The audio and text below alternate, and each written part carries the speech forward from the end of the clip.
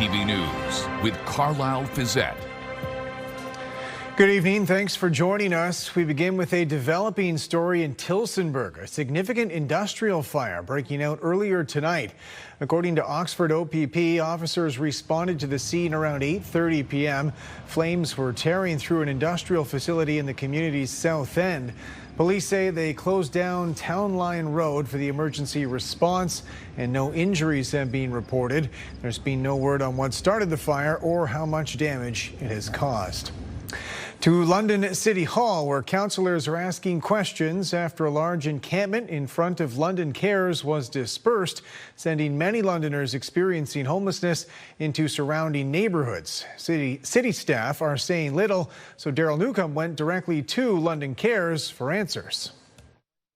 The front of 602 Queen's empty after a large encampment was removed, but the homelessness crisis simply shifted onto neighborhood porches and sidewalks in Woodfield and the Old East Village. When I drove by a few days ago, I saw that they were all gone, and I was like, okay, thank God. And then all of a sudden, right across the street, they're there. The disbursement of people into the neighborhood prompting a formal inquiry from Councillor Susan Stevenson at Tuesday's council meeting. But city staff responded they'd email a memo to city councillors directly. Civic administration's been working with the service provider on this piece of property. There's been lots of conversations that have taken place up to date and are still taking place. What we'd like to do is compile all of that information, make sure it's accurate and up to date, circulate it to all members of council. While City Hall isn't saying much about what happened, London Cares has already penned a letter to the Neighbourhood Association. The executive director of London Cares, Chris Moss, tells CTV News that in response to neighbourhood complaints, as well as safety concerns for her staff, a new joint property and safety plan is being enforced. The letter advises some displacement into the broader community may occur and emphasizes we are also urging the city to identify sanctioned alternatives so that people are not continually cycled from one site to another. The mayor says he'll make sure the memo from city staff to councillors is available to the public. Normally just go on the next council agenda as a communication because it was a public inquiry. There'll be a public response, but I've asked the deputy city manager to write in a way that councillors can share it publicly earlier. Neighbours are baffled why City Hall didn't have a better strategy for relocating the homeless Londoners. I think the city should have more of a plan in place into where to actually house them and place them, but it's costly. I understand that. Chris Moss emphasizes that the ultimate solution is provincial funding for more highly supportive housing for places like House of Hope. Daryl Newcomb, CTV News. City councillors also say they want more information about a supportive housing program for people experiencing homelessness after concerns were raised about living conditions. Hopefully it's only affects a small number of units, and that's what's going to come back to us to find out what we need to do. This is not an issue that is widely needed to be discussed at this moment. I think these are things that we can discuss more generally with staff, with agencies. After a marathon debate, council directed staff to report back on the Project Home program early next year. The program connects homeless Londoners with a private apartment and an agency providing regular visits, services, and supports. Project Home faced scrutiny after a landlord filmed living conditions inside a recently vacated apartment. Like every other program, it's not a 100% success rate. However, and whoever defines what success is, you are going to have people that are unsuccessful, no matter what the intervention is, be it psychiatric inpatient care or highly supportive housing. A local health unit investigation is underway after images appeared online of an apparent meat delivery in West London under questionable hygienic circumstances. With more, here's Jerry Dewan. The images that have appeared on various social media sites show uncovered meat sitting in the back of a rental truck at the rear of Aladdin's Food. Those images were forwarded to the health unit. With any sort of situation like this, our role is to investigate, and so we have followed up for further details with the operators, distributors, everyone who is involved, and the investigation is ongoing. A representative for the store declined to be interviewed on camera, but says a health unit inspector visited Aladdin's on Monday, and at that time he provided evidence that the truck was refrigerated and transport was cleared by inspectors at the distribution site. Kieran says in circumstances like this, the Ontario Ministry of Agriculture, Food and Agri-Food and the health unit play a role in protecting the food supply. OMAFA is the organization, the ministry that would oversee and inspect sites of food production where the distribution is expected to be just within Ontario. And then here at the MLHU, our role is in inspecting and overseeing the food premises where there is actually sale of food to the public. Aladdin's food is geared to Middle Eastern cuisine, including halal items which are permissible for Muslims. In this case, what we can say is that there's no ongoing risk and none of the meat products is currently for sale. Kieran says the health unit conducts ongoing information campaigns to ensure best practices are followed. With the transport of food, the two main things that we are looking at is adequate refrigeration as well as reducing the risk of cross-contamination, such as through the use of liners. And so we do ongoing education with distributors as well as with our food premises operators to give them the tools that they can use to ensure that. Kieran notes that inspection records and reports are publicly available on the health unit website. Jerry DeWan, CTV News. Major delays on the 401 today. Part of the highway was closed in Elgin County this morning after a transport truck and mobile crane collided. According to OPP, the westbound lanes were closed for several kilometers while police investigated and MTO crews cleaned the scene up. In a social media post, police say a trucker was trying to avoid a diesel spill. They're asking anyone with dash cam footage or who saw a vehicle leaking fuel around 6 a.m. to contact them. To the manslaughter trial at the London courthouse, and testimony today indicating the mother of the toddler who died didn't trust police officers investigating her son's death. With more on that, here's Nick Paparella. Under tough questioning from the defense, Roseanne Vanderweel continued with her testimony under cross-examination, recalling the days surrounding the death of her young son. Nathaniel McClellan was just 15 months old when his babysitter at the time, 46-year-old Megan Van Hoof, called Vanderweel to say the toddler was in distress. At the time, Van Hoof operated an unlicensed daycare from her home in Strathroy. As the weeks, months, and years passed with no charges being laid, Vanderweel told the court she became increasingly suspicious of the Strathroy Caradoc Police Service and didn't trust them, so she conducted her own research, saying there were odd things happening. I had heard the case was closed. I started to have concerns about the police investigation. When talking about Van Hoof specifically and why she suspected her, she said because not calling 911 was failing to provide the necessities of life. She spoke about the relationship Van Hoof may have had with some of the local police officers, saying, yes, I wanted her charged. Vanderweel said she tracked down Van Hoof online. I wanted to know what she said on her Facebook page because I was worried about the investigation. She continued, I was grieving. She was in a trailer park enjoying life. I had lost my son. The court has heard that Nathaniel died after suffering a head injury in October of 2015. Van Hoof would eventually be charged 6 years later in 2021. She has pled not guilty to manslaughter.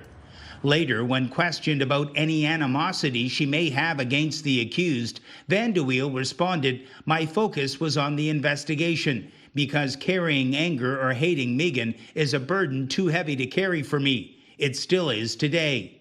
The trial is now into its second week. Nick Paparella, CTV News.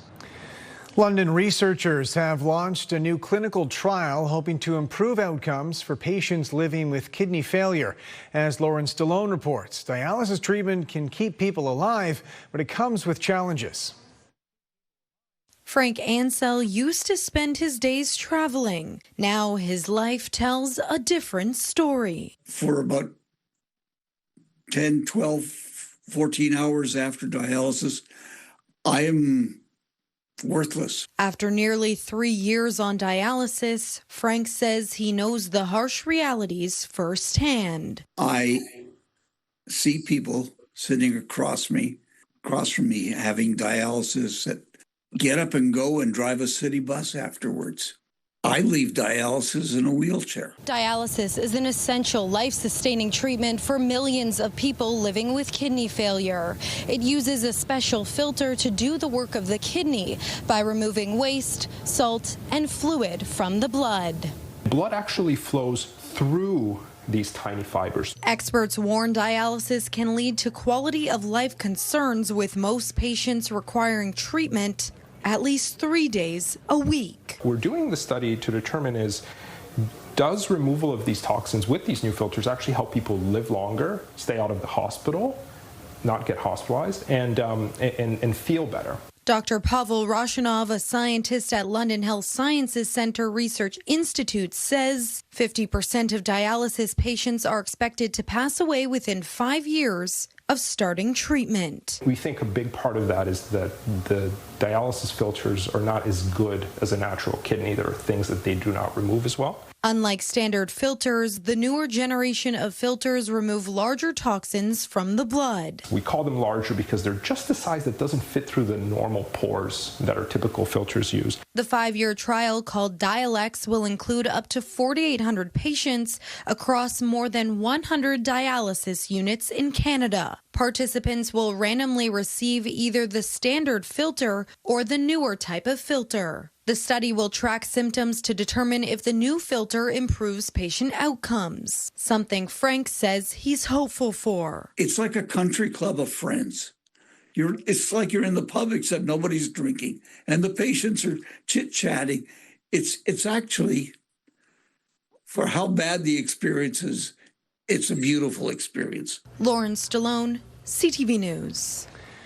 A new orthopedic surgeon is working out of Midwestern Ontario. They're based out of the Wingham and Listowel hospitals, offering procedures like knee arthroscopy and carpal tunnel release. Previously, patients had to travel to London or Stratford for these procedures, so hospital officials expect this to save patients in Huron and Perth counties substantial driving time. The Woodstock YMCA is closing, shutting down the fitness facility next week after decades in the community. Sean Irvin has more on the end of an era and the factors behind the closure. Since the early 1960s, the Woodstock branch of the YMCA has been a central hub for fitness, wellness, and childcare. But as the times changed, this aging facility became underutilized and costly to maintain. Slowly but surely, members are migrating away, and now it's becoming quieter and quieter. That decline accelerated after confirmation this summer that the branch, except for its daycare center, will close September 30th. The reasons mimic those given for the closure of London's Bob Hayward Y branch in 2023. Aging facilities, private health club competition, and a membership roll of just 300. It is true that in 1961, other health and fitness options from the private sector weren't available. And so that's a factor that comes into play. The closure of the YMCA is a particular blow for swimmers in this community. Although the pool here never reopened after COVID-19, this community recently lost the Lions outdoor pool, leaving only one public facility.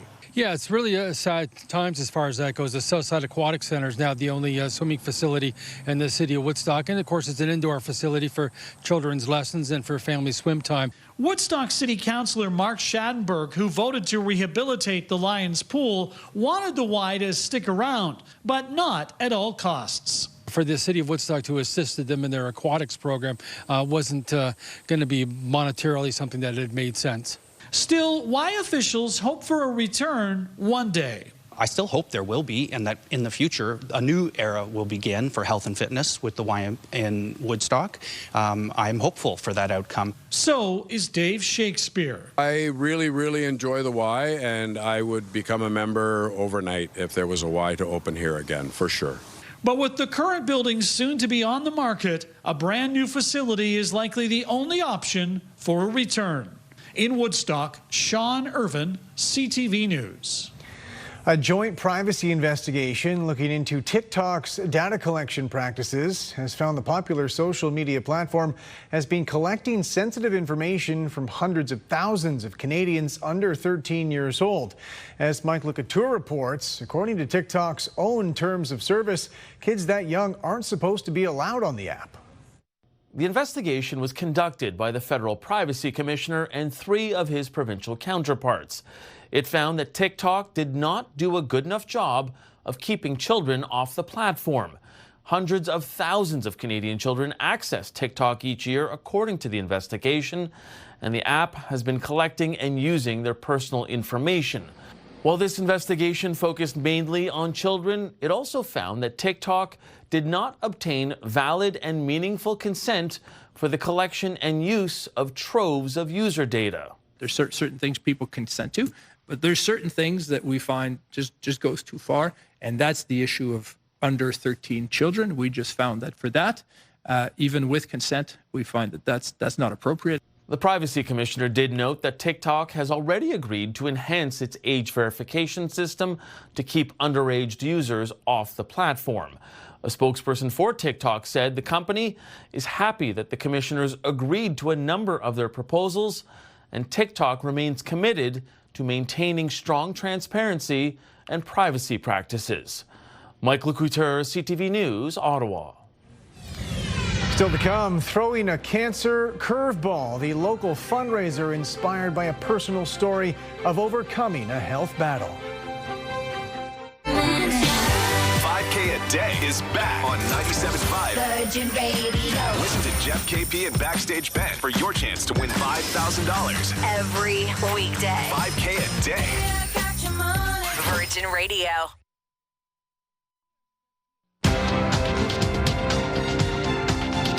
Canada's main stock index topped 30,000 for the first time today as strength in the energy and base metal sectors helped it climb into record territory before closing 143 points lower. Meanwhile, in New York, the Dow lost 89, the Nasdaq fell 215. The Canadian dollar dropped 0.08 of a cent today. On commodity markets, gold gained more than $40 an ounce, and oil added $1.13 a barrel. Prime Minister Mark Carney joined Ukrainian President Volodymyr Zelensky at the United Nations General Assembly today, highlighting the abduction of children by Russian forces. Adding to their message, their respective wives, shining a light on a war crime. Judy Trin reports. At the United Nations, the Prime Minister and President Volodymyr Zelensky called for the return of thousands of Ukrainian children taken by Russia. Putin has stolen Ukrainian children. Russia first abducted them and deported them. Together with our allies. The most emotional pleas came from their wives. Diana Fox Carney making her first international speech alongside her husband. As a mother, I simply cannot fathom the horror. What these children have endured is more than unjust. It is inhumane. Their identities are changed, their ties severed, their hopes destroyed. Canada said it's investing in AI technology to help find the Ukrainian children. Only about 1,600 children have been returned to their families. In his address to the General Assembly, President Donald Trump spoke of his frustrations with the continuing war. It was supposed to be just a quick little skirmish. It's not making Russia look good.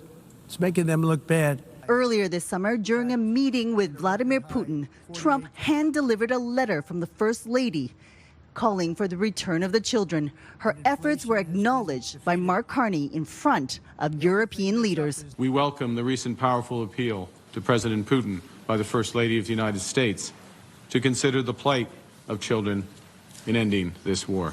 This is an area of common ground between Carney and Trump at a moment when Canada is breaking with the U.S. in recognizing the state of Palestine. Judy Trin, CTV News, New York. Good evening. I'm meteorologist Gary Archibald for CTV News. We are in the midst of some active weather. We've seen brushes with showers and even thunderstorm activity as this area of low pressure continues to circulate and spin about the entire province. And with that, there's potential of secondary waves of activity. Rain in through the overnight. and perhaps for Wednesday morning, and thunderstorm potential lingering through Thursday. I'll break down what you need to know as we take a look at the first week, the weekend of fall coming up.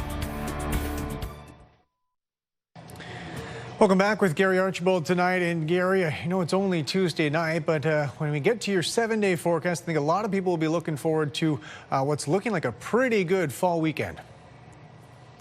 I agree. You know what? It's always something that's just over the horizon. I always say, even on Monday, look ahead to Saturday and Sunday. Plan ahead. There's nothing wrong with that. And it looks great. Carlyle, you're absolutely right about that. I think we're going to see loads of sunshine across much of southern Ontario. Today was actually a mild day for early fall. Average high for September 23rd is 20 degrees in London. We got up to 24, and the low 18 is 10 degrees above our average at 8. So normally we are much cooler, and the showers and thunderstorms that have been embedded in this layer of activity and a relatively weak front that's been passing through will linger through the overnight. There's about a 40 to 60% chance. And then we're going to get a bit of a push from the west and start to clear out just a bit. But I think the next 2 days are unsettled, gray, and wet, in particular around Lake St. Clair's North Shores towards Sarnia. Our friends in Grand Bend and Goderich will see anywhere from about 15 and 20 millimeters. I think more rain towards Detroit and Windsor. And for us in London, towards Kitchener-Waterloo, I think the next 24 hours, 5 to 15 millimeters is possible. Embedded thunderstorms carry the potential of isolated higher amounts, no doubt. Just pack a bigger punch. Take a look at the 7-day forecast. The highs and lows anticipated. The icons giving you an idea of what the sky conditions and active weather, if it's likely, will be like. So cloudy the next couple of days. Thunderstorm potentials there. The rains are more likely than convective showers. And look at the clearing Friday afternoon into the weekend. Looks great. The average temperature between now and Tuesday, a week from now, is about 22. Take a look at the Midwest. Similar looking forecast again for our good friends in the city of Sarnia, Ontario. Likely to see more of that thunderstorm activity, but showers definitely a possibility. You've already seen some more of it. Thursday, temperatures in the lower 20s through to the weekend. Could see as high as 23, though, on Saturday. And then lower 20s on a sunny Sunday, Monday, and Tuesday. I think Friday afternoon through to Tuesday, Wednesday of next week will be sunny, pleasant, cooler than what we've experienced, but still seasonal and lovely. Enjoy your weather. Carlyle? Thanks very much, Gary. The federal government has launched a 6-week pilot project in Nova Scotia, the first phase of a gun buyback program. The Liberals say this will allow them to test the process before rolling it out across the country. As Rachel Aiello reports, it's already off to a contentious start.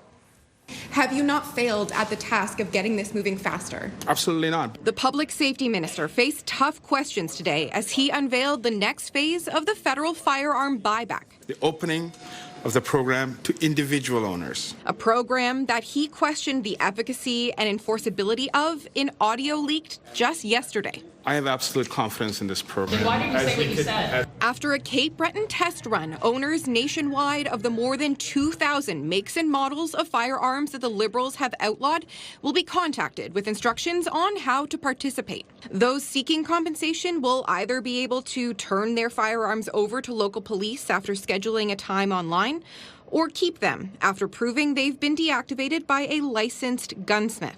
The public safety minister said the context of his recorded comments were that he wanted the program implemented faster. But now, years after the buyback was first promised, firearms owners have until October 2026 to comply. And critics are calling for Gary Anandasangari's resignation. On Monday, a minister says that his program won't work. On Tuesday, he says he's going ahead with the program. The minister also faced calls today from gun control groups to expand the ban, saying unless additional semi-automatics are added, Canada's buyback program will be a waste of the more than $700 million already allocated. Rachel Aiello, CTV News, Ottawa.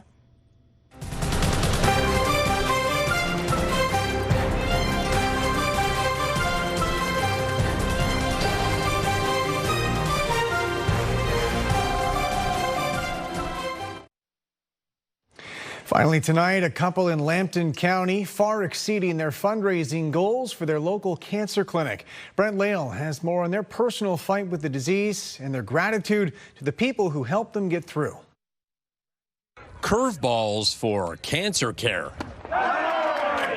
In July 2023, I was diagnosed with breast cancer. With her husband Alan by her side, Erica Bezaire started treatment at Sarnia's Blue Water Health. We ended up going through a couple of surgeries, chemo over 5 months, I think 16 treatments of chemo, 20 treatments of radiation. With Erica now cancer-free, Alan, the head coach of the Lambton Lions, wanted to pay back Blue Water Health and his community. He decided to host a fundraiser for the hospital's newly renovated and expanding cancer clinic. The care that Erica received was, they're all saintly people in there. So it was a no-brainer to try and just pay it forward. The hospital is 60% of the way through transforming former office space into a $5 million clinic. It's being funded by Lambton County residents through the Blue Water Health Foundation. This really is a space that is designed for accessible, private, respectful cancer care within our hospital. A lot of the ideas and designs came from feedback from patients and their loved ones. The initial fundraising goal for this event was between $2,000 and $3,000.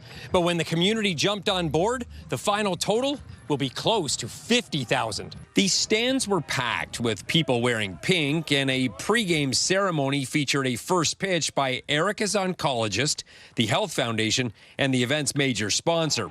The Lions thrilled the crowd with a sweep of the doubleheader, with those in attendance donating towards quality local health care. We really are lucky that we have Blue Water Health in our community. It's the heart of our community, and more people are able to access their cancer care and treatment close to home. The clinic will be complete by the end of next year. We went through a lot as a young family. It's a way to say thank you and a way to help future cancer survivors get great care close to home. Brent Lale, CTV News. That's it for us. Thanks for watching. For all of us at CTV News London, I'm Carlyle Fiset. Have a good night.